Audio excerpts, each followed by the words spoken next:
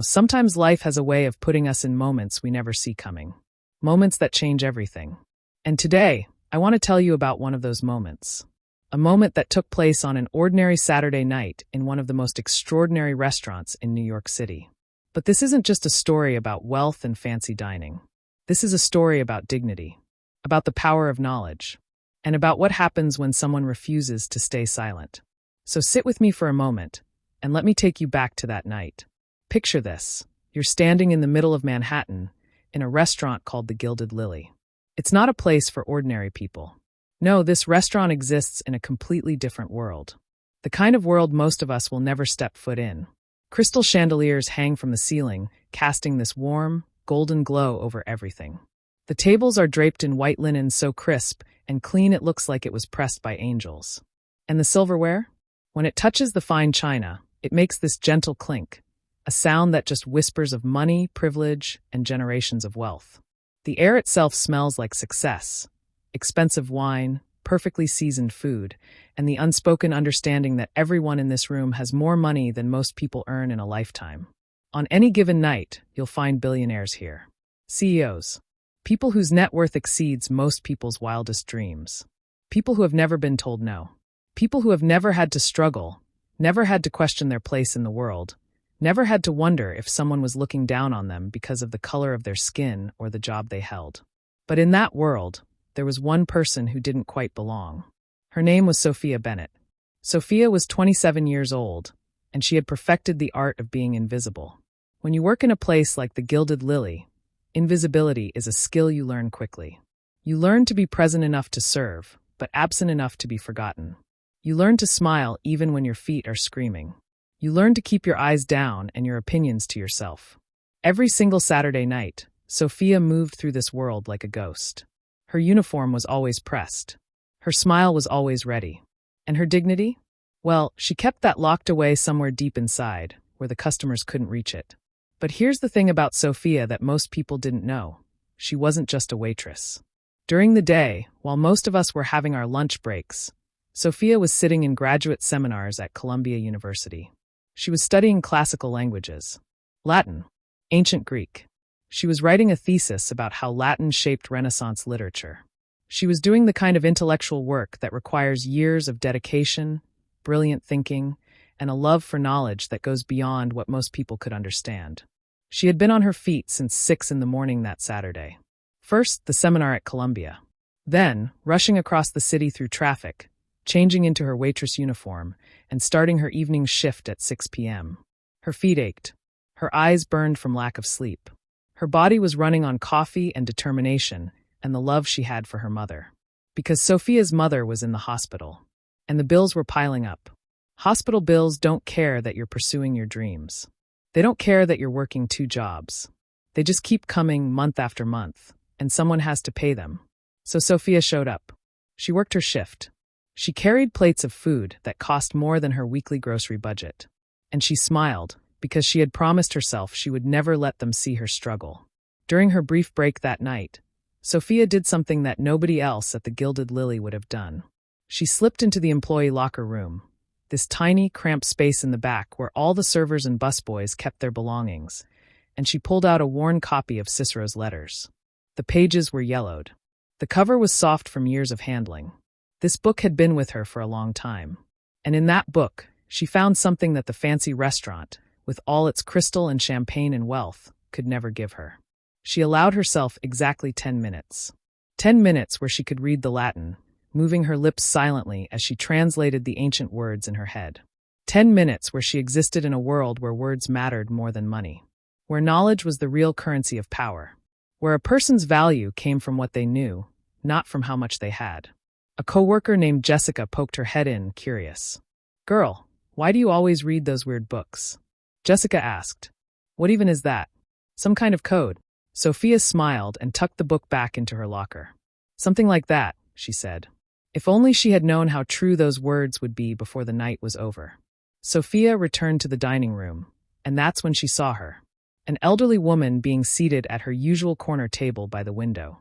Her name was Dr. Patricia Ashford, and she was a regular at the Gilded Lily, a quiet, elegant presence who always requested the same spot where the light was best for reading. Tonight, Dr. Ashford carried a leather-bound copy of Marcus Aurelius's Meditations. The original Latin text was visible on the spine. When Sophia brought over her usual order, a glass of white wine and a small plate of olives, Dr. Ashford looked up and smiled. But this wasn't just any smile. It was the kind of smile that made you feel seen. Truly seen. In a way that rarely happened in a place like this. "You look tired tonight, dear," Dr. Ashford said softly. "Take care of yourself." Sophia felt a flicker of warmth at the concern. "I will, ma'am. Thank you." She didn't know it then, but that kind woman in the corner would soon play the most important role in her life. The evening progressed like any other Saturday night. Sophia moved through the restaurant, taking orders, clearing plates, pouring wine. She was tired, but she was managing. She was invisible, the way she had trained herself to be. And then the front door swung open with unnecessary force. A man walked into the Gilded Lily like he owned it. And honestly, for all Sophia knew, he might have. His name was Alexander Thornton. His suit probably cost more than Sophia's annual tuition. His watch caught the light with every movement, a gleaming reminder of the vast chasm between his world and hers. And the woman beside him? She looked like she had stepped off a magazine cover. Tall, blonde, draped in a dress that left little to the imagination. The restaurant manager, a man named Carlos, practically sprinted to greet him. Within minutes, a couple who had been celebrating their anniversary was being relocated to make room for Alexander at the best table in the house. They were given apologetic murmurs and complimentary champagne, but their special evening was disrupted. Just like that, because a man who couldn't be bothered to make a reservation decided he deserved their spot. Alexander made a show of removing his expensive Italian jacket, holding it up so everyone could admire the designer label.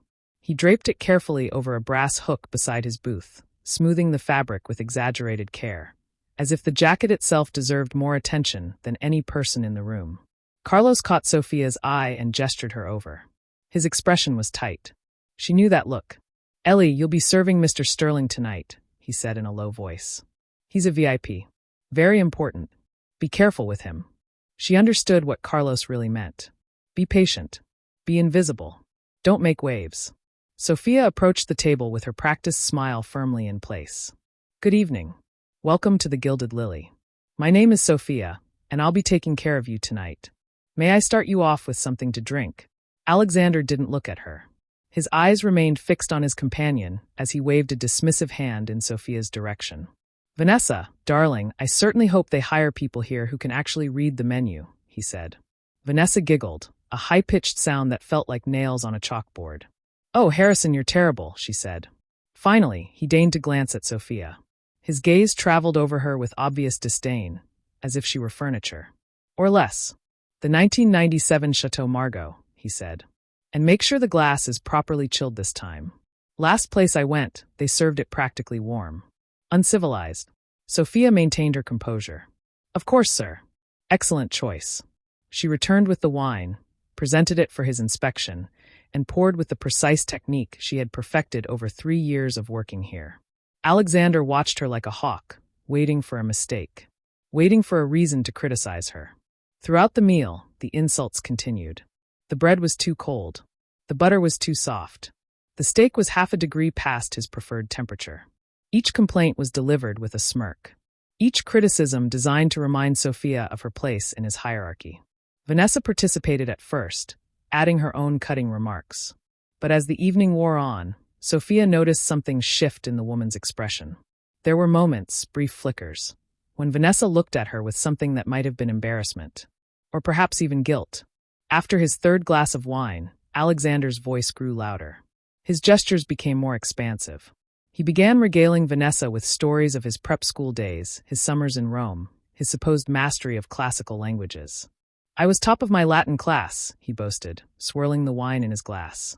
"Most people these days are so uneducated, so utterly common, they couldn't conjugate a verb to save their lives." Vanessa made appropriate sounds of admiration. "That's so impressive, Alexander." And then his eyes slid toward Sophia. A slow, cruel smile spread across his face. "Watch this," he murmured to Vanessa. "This will be amusing." He raised his hand and snapped his fingers. "You. Come here." Sophia approached the table, her face carefully neutral. Alexander leaned back in his chair and spoke slowly, deliberately, his voice carrying across the quiet restaurant. Every word was in Latin, crisp and clear. Ecce servum nigram. Nihil intelligit. Servi semper servi sunt. Look at this black servant. She understands nothing. Slaves are always slaves. He laughed, delighted with himself, turning to Vanessa. See? Not a clue. These people, they have no idea what real education looks like. The words landed like physical blows. Sophia felt her stomach turn. Her hands trembled at her sides. But here's what Alexander didn't know. She understood every single syllable. She understood the grammar, the syntax, the venom dripping from each carefully chosen word. She had spent years studying this language. She knew it as well as she knew her own name. From across the room, Dr. Ashford lowered her book completely. Her eyes were now fixed on the scene unfolding before her. She had heard every word. Alexander continued his performance, ordering his dessert in elaborate Latin phrases, intentionally using the most degrading terms he could think of. Around them, other diners shifted uncomfortably. A few looked away. No one spoke up. Sophia stood there frozen between two impossible choices. She could stay silent. She could swallow this humiliation like she had swallowed so many others. She could protect her job, the job that paid her mother's medical bills, the job that kept the lights on in their tiny apartment. Or she could speak. She thought of her mother's voice, a memory from childhood, her mother lying in a hospital bed even then, fighting her own battles, but somehow still strong enough to tell her daughter something she would never forget. Baby girl, you're going to have to be twice as strong just to be treated half as well. That's the world we live in. But don't you ever let anyone make you forget who you are. Sophia thought about the hospital bills. She thought about her thesis. She thought about everything she had worked for, everything she had sacrificed. 2 years of research. Years of studying late into the night. Years of proving herself again and again to professors who sometimes looked at her with the same disdain that Alexander was looking at her right now. Then she thought about her dignity. The one thing she had promised herself she would never sell. Harrison was watching her now, waiting for the confusion, the embarrassment, the defeat. He expected her to bow her head and walk away. Just another servant who didn't know her place had been so thoroughly insulted. Sophia took a deep breath. She lifted her chin and met Alexander Thornton's eyes with a steady, unwavering gaze. The entire restaurant seemed to hold its breath. And then Sophia spoke. Her voice cut through the silence like a blade. The Latin flowed from her lips with a precision and elegance that made Alexander's earlier attempt sound like a child stumbling through a nursery rhyme. Her pronunciation was impeccable. Her grammar was flawless. Her meaning was devastatingly clear. Caservos despicit, si ipsi servus est arrogantia sui. He who despises servants is often himself a slave to his own arrogance. Alexander's smirk froze on his face. His wine glass stopped halfway to his lips. Sophia wasn't finished. She continued in the same measured tone, her eyes never leaving his. Lingua Latina non scutum ignominii, said clavis sapientiae est. The Latin language is not a shield for shame, but a key to wisdom. A murmur rippled through the restaurant. Nearby diners exchanged glances, their eyebrows raised in astonishment. Someone at a table near the window let out a soft, incredulous laugh. Sophia tilted her head slightly, her expression calm and professional. "And sir, if I may," she said, switching to perfect English, "your conjugation of intelligit was technically correct. But your use of servum in the nominative plural, when you clearly intended the genitive singular, suggests your Latin education may have been somewhat incomplete." The color drained from Alexander's face. Then it rushed back in a furious red. His jaw worked silently, as if his brain couldn't quite process what had just happened. Vanessa stared at Sophia with wide eyes, her perfectly glossed lips parted in shock. For the first time that evening, she looked at the waitress not as a servant to be mocked, but as a person who had just accomplished something truly remarkable. Sophia allowed herself the smallest of smiles. "Now, would you like to continue ordering in Latin, sir? I'm also fluent in ancient Greek. Should you prefer? Or perhaps English would be more comfortable for everyone." From her corner table, Dr. Eleanor Ashford set down her book. A quiet smile played at the corners of her mouth as she watched the scene unfold. She gave an almost imperceptible nod, the kind of acknowledgement that passed between scholars who recognized excellence when they saw it. The silence stretched for 3 long seconds. Then scattered applause broke out from a table near the back. An older gentleman raised his glass in Sophia's direction. A woman dining alone covered her mouth to hide her grin. But Harrison Sterling had never been humiliated in his life. He had grown up in a world where his last name opened every door, where his money smoothed every path, where his word was law simply because he had the wealth to make it so. He had never been corrected by a servant. He had certainly never been made to look like a fool in front of a room full of his peers. The rage that surged through him was volcanic. "You," he sputtered, his hand gripping the edge of the table so hard his knuckles turned white. "How dare you speak to me like that?" Sophia's expression remained neutral. "I apologize if my response was unexpected, sir. I was simply engaging with you in the language you chose." Alexander's eyes darted around the room, taking in the amused faces, the whispered conversations, the phones that had suddenly appeared in several hands. His reputation, the carefully cultivated image of the cultured, sophisticated billionaire, was crumbling before his eyes. Vanessa reached out and touched his arm. "Alexander, maybe we should just go. This isn't worth." He shook her off violently. "Don't touch me." The sharpness of his voice made Vanessa flinch. Something shifted in her expression, a crack in the admiration she had always shown him. She pulled her hand back slowly, her eyes narrowing as if seeing him clearly for the first time. Alexander's mind raced. He couldn't leave like this. He couldn't let some waitress, some nobody destroy him in front of all these people. He needed to turn this around. He needed to make her the villain. And then it came to him. His expression transformed from rage to cold calculation. He reached toward his jacket on the hook and made a show of checking his wallet. His eyes went wide with theatrical shock. "My credit card," he announced loudly, his voice carrying across the restaurant. "My Amex Black card. It's gone." He turned to stare directly at Sophia, his finger pointing like an accusation, like a weapon. "You," he said. "You stole it." The accusation hit Sophia like a physical blow. She took an involuntary step backward, her composure cracking for the first time that night. "I'm sorry, what?" she managed. Alexander stood up.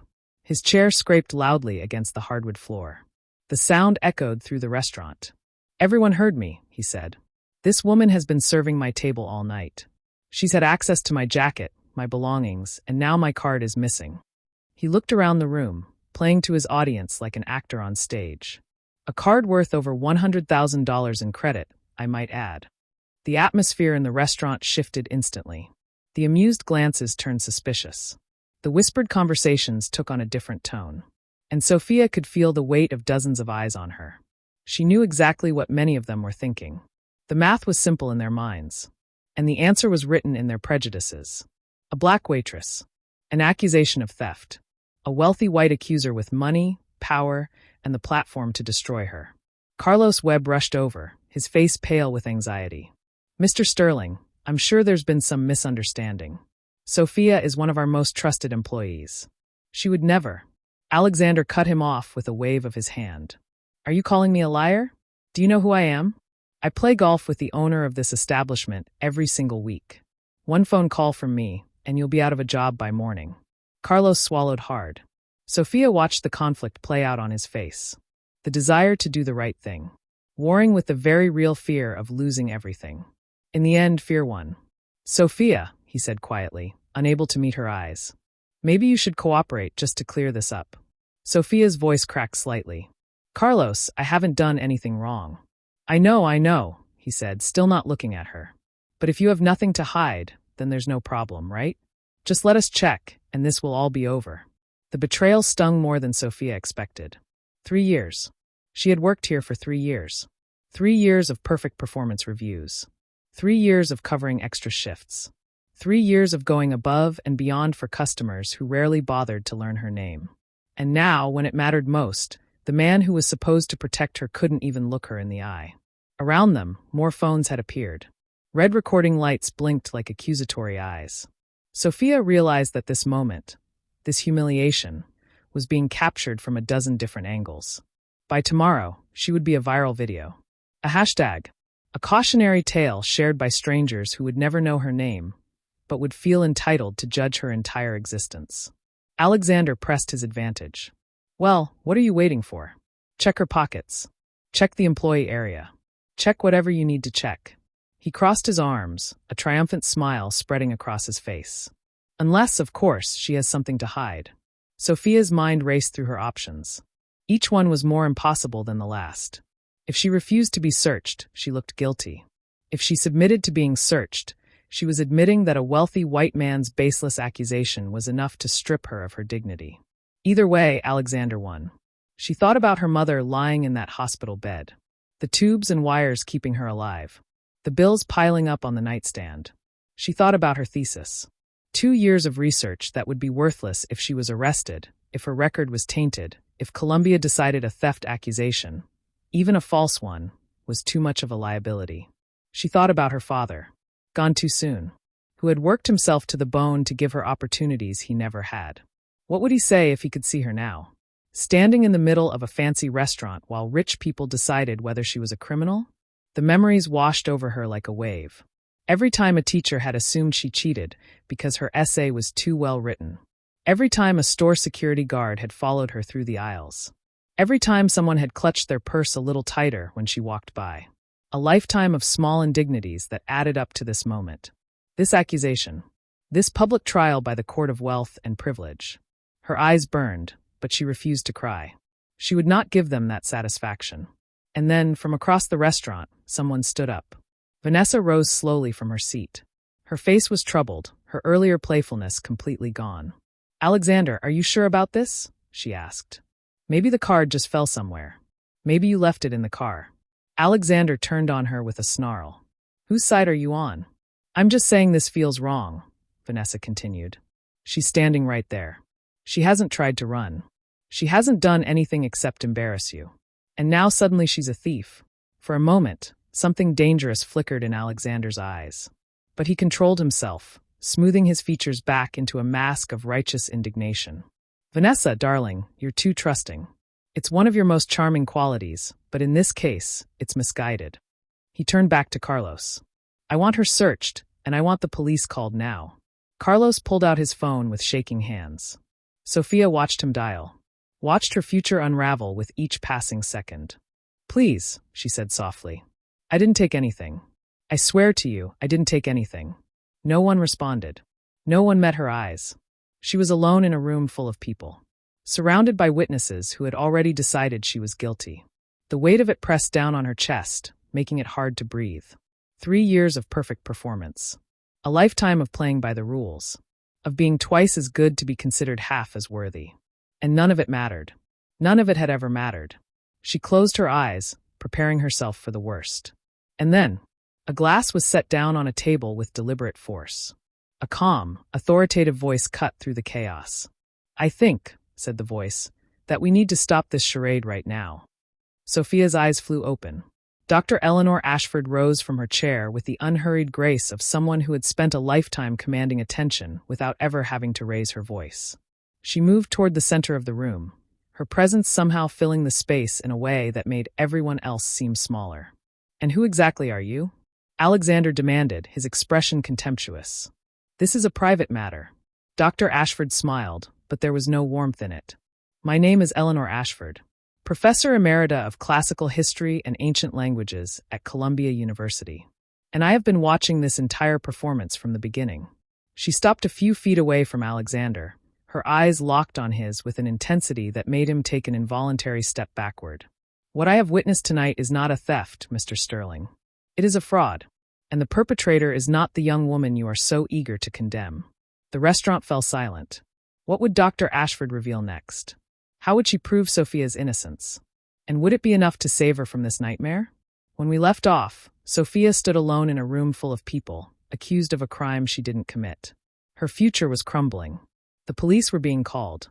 And then, like a guardian angel stepping out of the shadows, Dr. Eleanor Ashford stood up and changed everything. But how? How could one person's testimony stand against the word of a billionaire? How could an elderly professor possibly save Sophia from the machinery of wealth and prejudice that was already crushing her? That's where we pick up. That's where the real truth begins to emerge.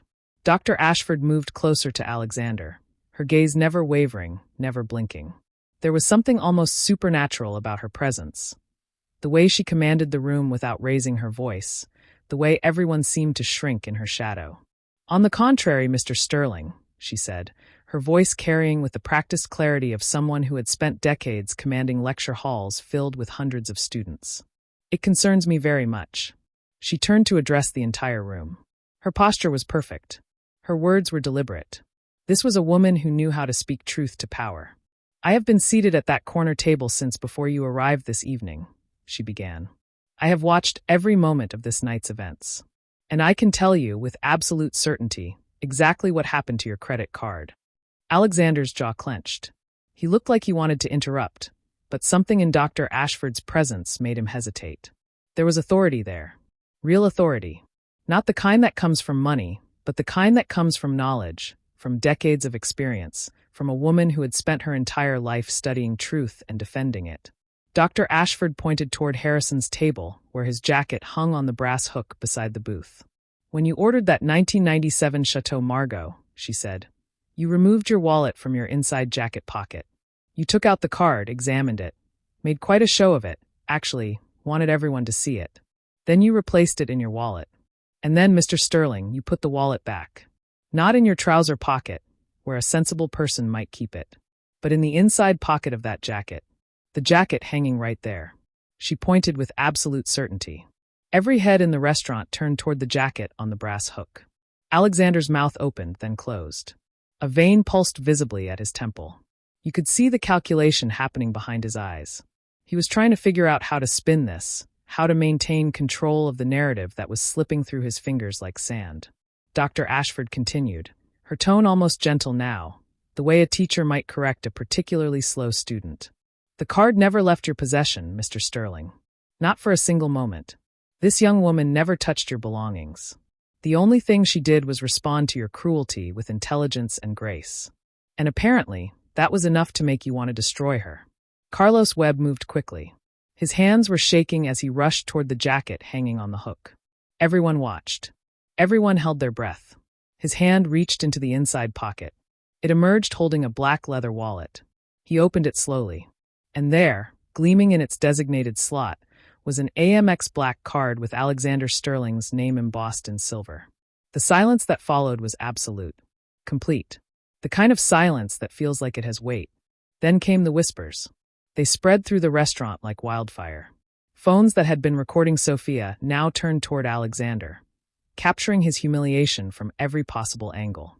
The narrative had shifted completely in a matter of seconds. He was no longer the victim. He was the villain. Alexander lunged toward Carlos, his composure completely shattering. "Give me that. That proves nothing." She could have put it back when no one was looking. Dr. Ashford shook her head slowly. Her expression was almost sad, as if she was disappointed by how far he would go to deny the truth. "Mr. Sterling, I have been watching this young woman all evening. She has been nowhere near your jacket. The only person who touched that coat was you when you hung it up upon arrival." Her eyes narrowed slightly, and when she spoke again, her voice carried the weight of legal knowledge, of someone who understood the consequences of what he had done. "What you have done tonight is not merely embarrassing. It is potentially criminal. Filing a false police report. Defamation. Attempting to weaponize racial prejudice against an innocent woman. These are serious matters. Very serious indeed." The phones kept recording. People were already typing on their devices, already sharing what they were witnessing. But this time, the narrative was clear. The video evidence, the testimony of a respected professor, the physical proof of the card in his wallet, it all pointed in one direction. Toward his guilt. Vanessa stepped away from the table. Her heels clicked sharply against the hardwood floor. You could hear each step echoing through the restaurant. She didn't say anything at first. She just looked at Alexander with an expression of cold finality. Her face was pale. Her earlier admiration had been replaced by something hard and permanent. "I've seen enough," she said, her voice flat and emotionless. "I've seen exactly who you are, Alexander. And I don't like what I'm looking at." Alexander reached for her arm, desperation creeping into his voice. "Vanessa, wait. You don't understand. I was just..." She pulled away before he could touch her. The rejection was absolute. "I understand perfectly. I understand exactly who you are now. And I'm done." She walked toward the exit without looking back. Her designer dress swished with each deliberate step. Every movement screamed finality. It wasn't anger. It was worse. It was the quiet, permanent ending of something that had meant nothing to her. Harrison stood frozen, watching her leave.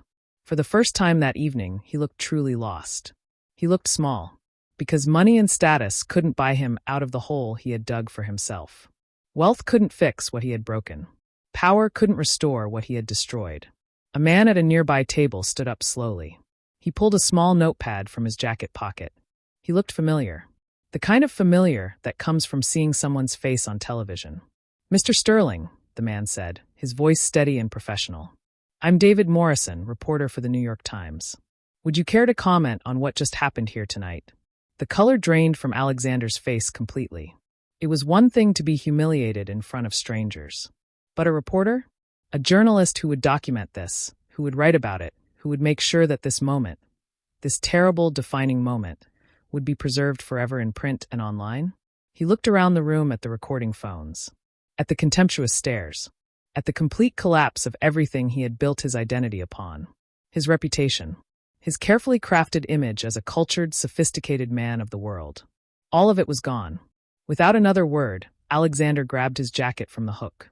He didn't even bother to put it on properly. He just held it against his chest like a shield. Then he strode toward the exit.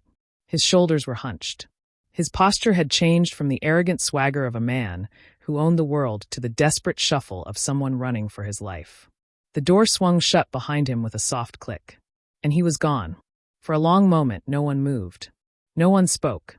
The restaurant seemed to be holding its collective breath, as if everyone was waiting to see if what they had just witnessed was real. Then the older gentleman, the one who had raised his glass earlier, began to clap. Slow, deliberate claps that echoed through the room. Others joined in. A woman here. A man there. Then more. And more. Soon, the entire restaurant was applauding. Not the polite, restrained applause of high society. No, this was genuine. This was real appreciation for what they had witnessed. It was the sound of people recognizing that they had just seen something extraordinary. Something that mattered. Sophia stood in the middle of it, overwhelmed. Her hands were still trembling, though now from relief rather than fear. Relief so profound it felt like her knees might give out at any moment. She felt tears threatening to spill over, but she held them back through sheer force of will. Not here. Not in front of all these people. She would allow herself to cry later, when she was alone. But not now. Carlos approached her, his head bowed with shame. He couldn't meet her eyes. "Ellie, I am so sorry," he said. His voice was heavy with regret. "I should have defended you. I should have trusted you. I was a coward, and I have no excuse." Sophia looked at him for a long moment. 3 years of loyalty. 3 years of perfect work. And he had been ready to throw her to the wolves at the first sign of pressure from someone powerful. But she also saw the fear in his eyes. The weight of his own struggles. She knew what it was like to be trapped between impossible choices. "I understand the position you were in," she said finally. Her voice was steady now. "Calm. But next time, remember that your employees are people too. We have families. We have dreams. We deserve to be protected, not sacrificed." Carlos nodded. He couldn't meet her eyes, but he heard her words. And Sophia knew somehow that they would stay with him. Dr. Ashford appeared at Sophia's side, her expression warm for the first time that evening. She placed a gentle hand on the younger woman's shoulder. The touch was comforting. Real. It spoke of recognition and understanding. "My dear," Dr. Ashford said softly, "why didn't you tell me about your situation? The night shifts, the financial pressure. I had no idea you were struggling so much." Sophia swallowed hard. Her eyes burned with unshed tears. "I didn't want anyone to feel sorry for me, Professor. I wanted to earn my place. I wanted to prove I could handle everything on my own." Dr. Ashford smiled, and there was something like pride in her eyes.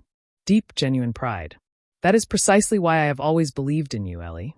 Your resilience, your determination, your refusal to ask for help even when you desperately need it. These qualities will serve you extraordinarily well in academia. But," she paused, and her expression became more serious, "you don't have to carry this alone. You were never meant to carry this alone." She reached into her purse and pulled out a business card.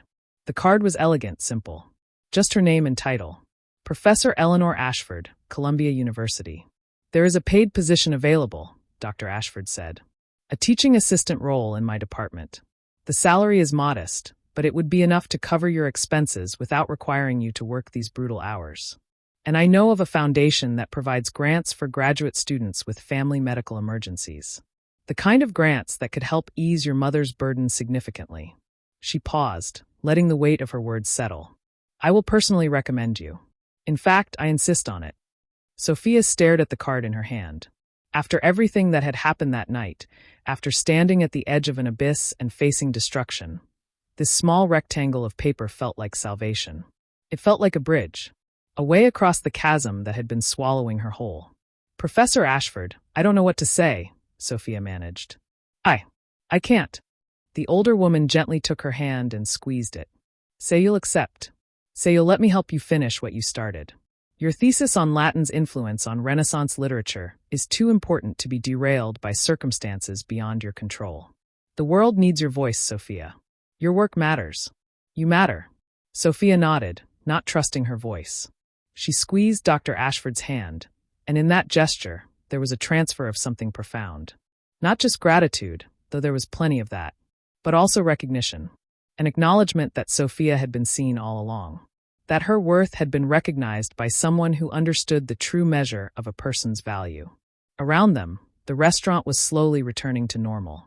Well, not normal exactly. A new normal. One where people were settling their bills with stories already forming on their lips. They were composing the narratives they would tell, already planning how they would describe what they had witnessed to their friends, their families, their social media followers. Sophia knew that by tomorrow, this night would be everywhere. On social media, in news articles, shared by people who would never know her name, but would remember what she had done. But this time, she wasn't afraid of that exposure. This time, she wasn't the accused. She was the one who had stood up. She was the one who had refused to be diminished. She was the one who had transformed a moment of humiliation into a moment of power. Sophia walked to the employee locker room one last time that night. Her hands were steady now as she untied her apron and folded it neatly. She placed it on the counter where she had placed it so many times before, hundreds of times, thousands of times over the years. She opened her locker and retrieved the worn copy of Cicero's letters. She ran her fingers over the familiar cover, over the pages she had read so many times that some passages were worn smooth from constant handling. This book had been her refuge, her escape, her proof that words, ancient, beautiful, powerful words, could carry more weight than money, more authority than power. Carlos appeared in the doorway, almost like a ghost. He looked different now, smaller somehow, or maybe just more human. Sophia, if you ever need anything, a reference, a recommendation, anything at all, please don't hesitate to ask, he said. His voice was sincere. I meant what I said before. I'm sorry. I truly am. Sophia gave him a small nod. Thank you, Carlos. Take care of yourself. She tucked the book under her arm and walked through the kitchen. The servers and cooks who had heard what happened watched her with new respect in their eyes. They saw her differently now. Not as a waitress, but as a scholar.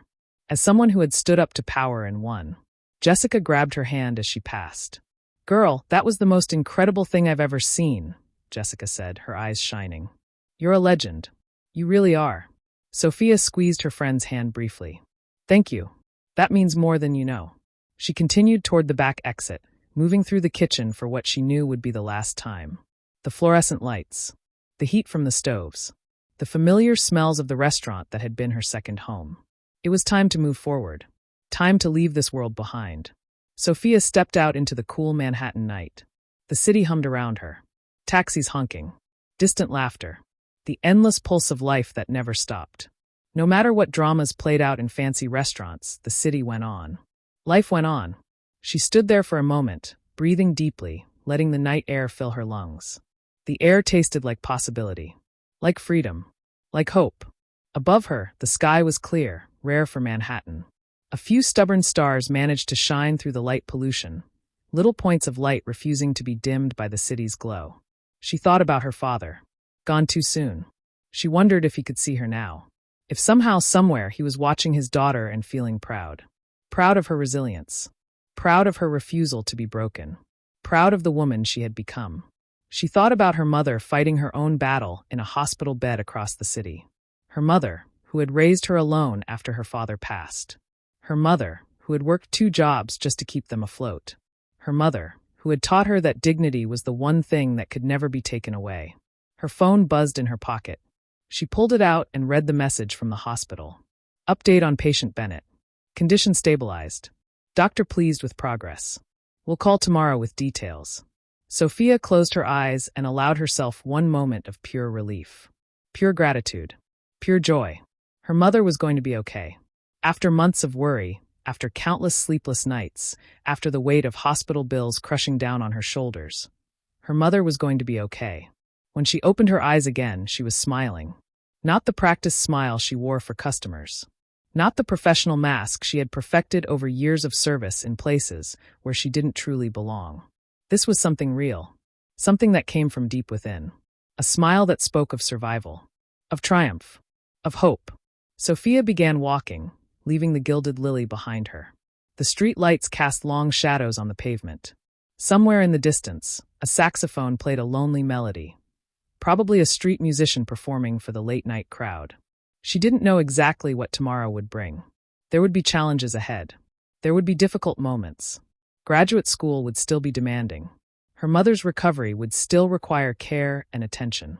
Life would still require her to work hard, to be resilient, to keep pushing forward. But for the first time in a long time, she felt something different. She felt hopeful. Language had been used as a weapon against her that night, turned into an instrument of cruelty and humiliation. A wealthy man had tried to use his knowledge, his education, his supposed superiority to diminish her, to make her feel small, to remind her of her place. But in the end, that same language had become her shield, her sword, her salvation. She had taken the weapon he had forged and turned it back on him. Not with malice, not with cruelty, but with truth, with knowledge, with the quiet, unshakable confidence that comes from truly understanding something deeply. Harrison Sterling had tried to prove that she didn't belong in his world. And instead, he had proven that his world wasn't worthy of her. As Sophia walked through the Manhattan streets that night, with her worn book of Latin letters tucked under her arm, I want to pause here for a moment. Because this is where the real story lies. This is not just a story about a waitress who knew Latin. It's not just a story about a billionaire who got his comeuppance. And it's not just a story about justice being served on a Saturday night in a fancy restaurant. This is a story about worth. About what truly defines a person's value in this world. You see, our culture has taught us to measure worth in very specific ways. How much money you have. What job title you hold. What neighborhood you live in. What car you drive. The designer labels on your clothes. But Sophia's story teaches us something different. Your worth is never defined by how others see you. Not by your job title. Not by your bank account. Not by the assumptions people make when they look at you. Not by the prejudices they carry into a room before you even open your mouth. The things that truly matter, the things that can never be taken away from you, are your knowledge, your dignity, your character, your kindness, and your refusal to be diminished by anyone else's smallness. Think about that moment when Sophia spoke in Latin. What made her response so powerful wasn't just that she knew the language. It wasn't just that she caught Alexander in a grammatical error. What made her response powerful was that she chose knowledge over silence.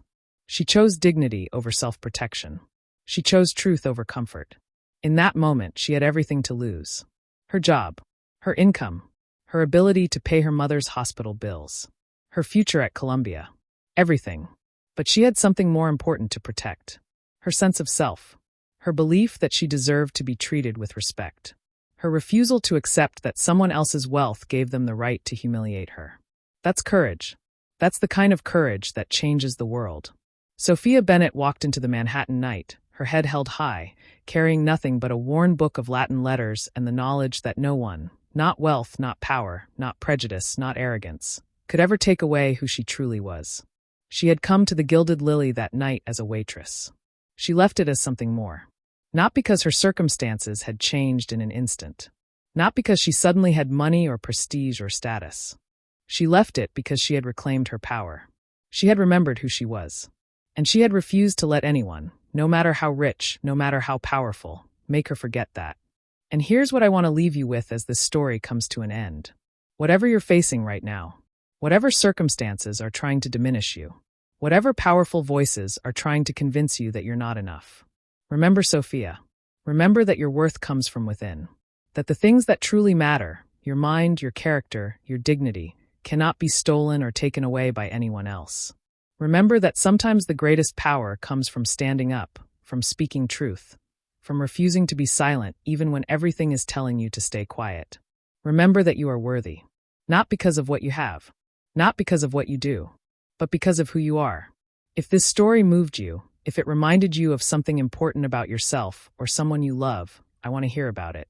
Drop a comment below and tell me your story. Have you ever had a moment where you had to stand up for yourself even when everything was against you? I'd love to hear what you're carrying, what battles you're fighting, what truths you're speaking into a world that sometimes doesn't want to hear them. Until next time, remember this. The people who try to make you feel small are usually the ones who feel smallest inside. Keep your head high. Keep your dignity close. And never, ever forget who you are. Thank you for listening to Sophia's story. This has been a story about the power of words, the value of dignity, and the incredible strength that lives within each of us. I'll see you next time with another story. Until then, take care of yourself.